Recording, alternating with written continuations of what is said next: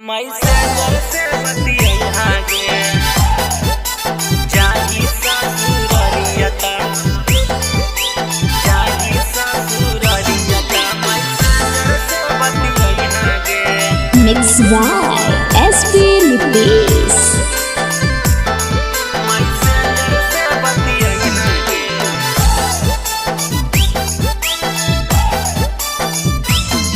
अगे फेसबुक के प्यार हलो हमारा नहीं भूल गे फेसबुक के प्यार हलो हमारा नहीं भूल गे अगे जाही ससुररियता मैसेंजर से बतिया गे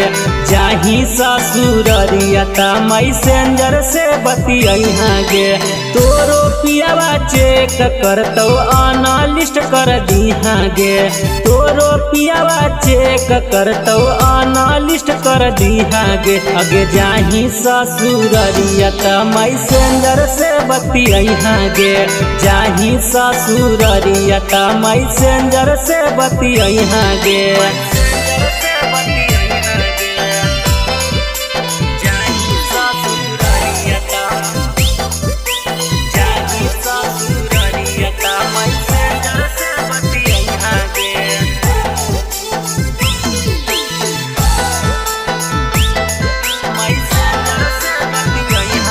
अगे तूता ओने सुतम ही राजा जी के कोरावा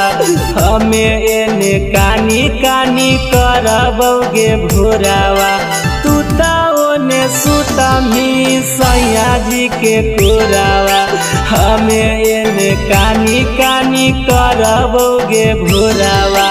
ईसटा के प्यार हलो हमारा नहीं भूल गे ईसटा के प्यार हलो हमारा नहीं भूल गे अगे जाही ससुररियता मैसेंजर से बतिया गे जाही ससुररियता मैसेंजर से बतिया गे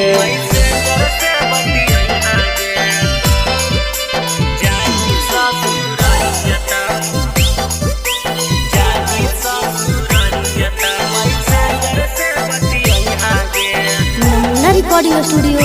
Rajgir.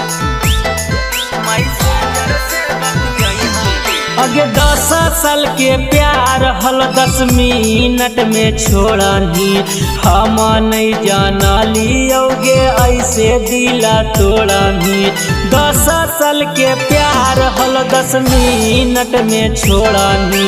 हम नहीं जानलियोगे ऐसे दिला तोड़नी ईसटा के प्यार हलो हमारा नहीं भूल गे फेसबुक के प्यार हलो हमारा नहीं भूल गे अगे जाही ससुररियता मैसेंजर से बतिया गे जाही ससुररियता मैसेंजर से बतिया गे नमूना रिकॉर्डिंग स्टूडियो राजगीर।